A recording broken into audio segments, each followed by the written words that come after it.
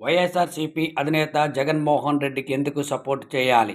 అధికారంలోకి వచ్చిన తర్వాత ఏనాడైనా నియోజకవర్గాల్లోనూ ఎమ్మెల్యేలు కానీ, ద్వితీయ శ్రేణి నేతలు కానీ ఆయా ఏరియాల్లో స్వచ్ఛందంగా పనిచేస్తున్న సోషల్ మీడియా వ్యక్తుల్ని పలకరించారా అంటే లేదని చెప్పాలి.